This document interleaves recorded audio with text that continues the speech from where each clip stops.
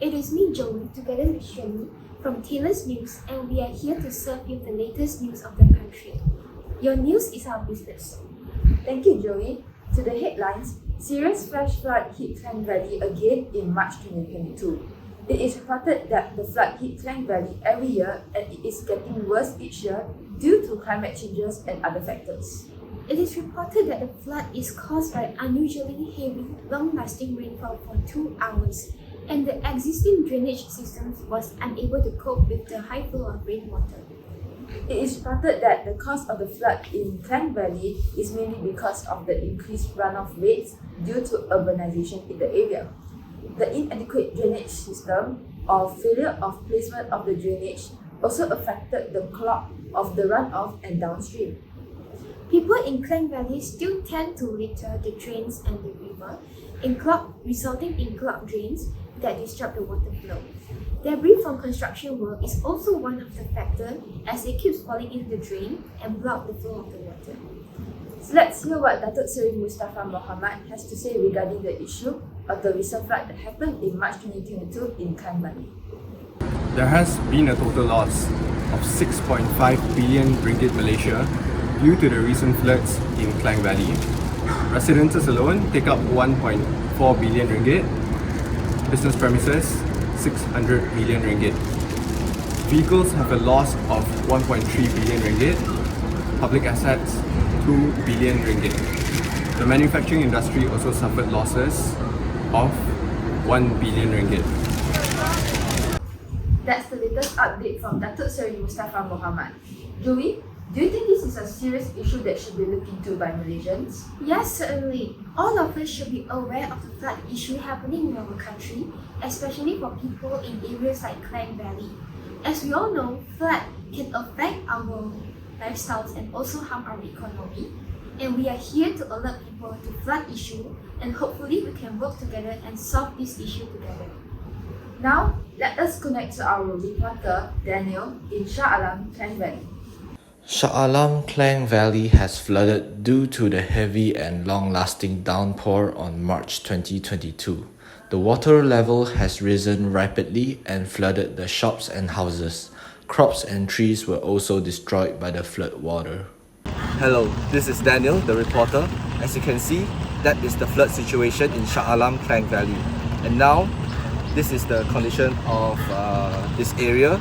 And when the water level has decreased, this is what we'll do, and we'll go and find out about what the people in Shah Alam think about the flooding. Hi, may I have your name? I'm Jackie.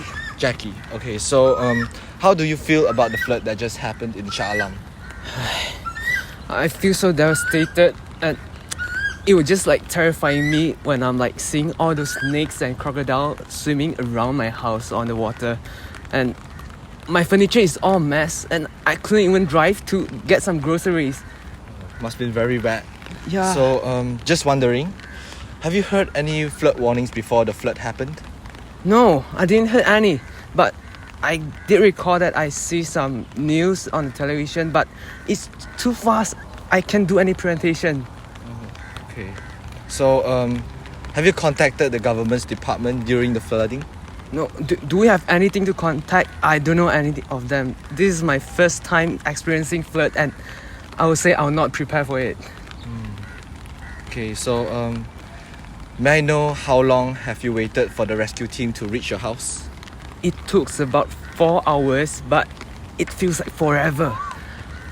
I was standing on top of my roof and seeing the water rise with such rapid speed. It makes me very terrifying. I see. Okay. Thank you for sharing, and I hope the best for you. Thanks. Alright. It seems that Jackie was traumatized by the flooding a lot, as this is his first time experiencing it. So let us get another person to share their thoughts about it. Hello, I'm here with... Samir Mohammed Yusuf. Nice to meet you, Samir. May I know what would you do to avoid flood in the future? I think I would make sure to keep the environment clean, especially the drainage area, to avoid clogging garbage. And if I had the chance, I would like to live in an area that has higher ground level. See. So what do you think that the governments can do about the flood? I think the governments can open campaigns or invite a professional to show people how to avoid floods. As I can see, the neighbors around me were not ready when the flood hit us. People started panicking or started to break down.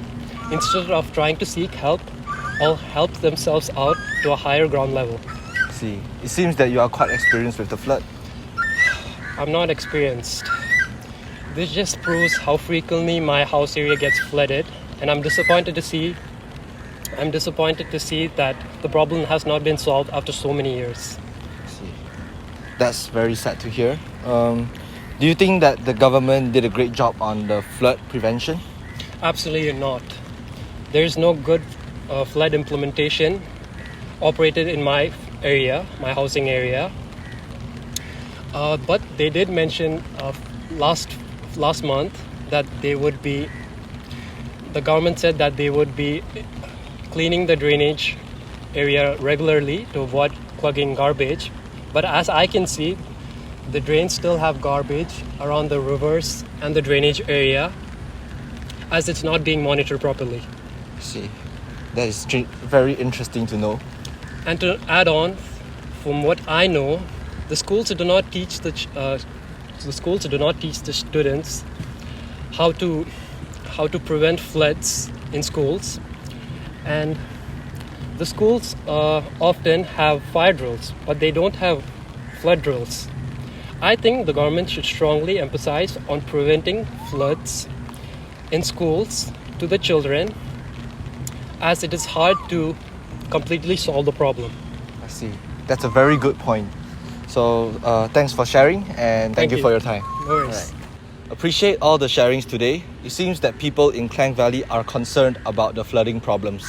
We indeed need to strongly improve on our awareness of preventing and dealing with the flood.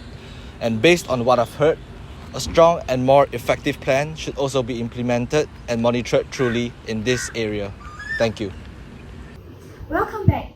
Thank you, reporter Daniel, for connecting us to Shah Alam in a flood details. Seems like the citizens are concerned about the flood and in fact waiting for a better solution. Up next, we have philosopher Yvonne and philosopher Ethan to talk about the philosopher's perspective of the flood. Good day, people. I'm Yvonne Damini, and today I'll be sharing some philosophical perspectives regarding the flood issues in Klang Valley. In terms of ideological perspective, political institution plays a significant role in supplying aids to the victims. However, even with the same relief that have been provided by the government, there are different appraisals such as criticisms and compliments regarding the way the political institution handling aids are heard among the victims. These different perspectives represent different ideological thoughts and belief systems of the victims on how the political institution should be performed. This results in some people tending to deny the facts or knowledge about politics because of loyalty of their professed political affiliation. In terms of epistemology perspectives, different levels of education and knowledge will perform different trends in believing the sources of information in the media. It means that knowledge are playing a critical role in making someone believe in the current issue they are at and how they act to it. Hello everyone, I'm philosopher Ethan. From psychology and sociology perspective, it's very important for the humans to protect the environment, as it's one of the reasons that causes the flood at the Klang Valley to be more severe. So one of the biggest problems of the flood is because by the clogged drain, and the community still have the mindset of being selfish and littering the drain and river.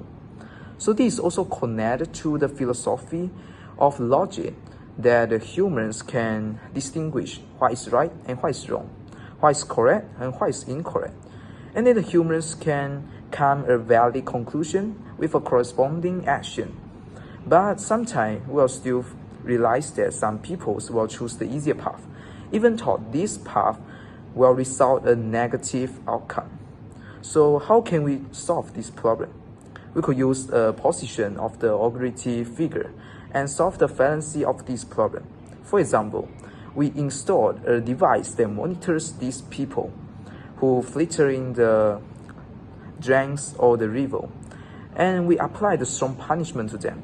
So with this, the peoples will have the logical mindset that they don't want to be punished, and then they will stop their littering. Thank you, philosopher Yvonne and philosopher Ethan. The occurrence of flood every year results in the loss of economy and lives of people. Though we cannot prevent natural causes like heavy rainfall, which is a common weather in Malaysia, but with the help of our government, the probability to raise awareness among every individual about flood will definitely increase. People these days will have more understanding about the functions of the government and their responsibility in managing their welfare in disaster situations.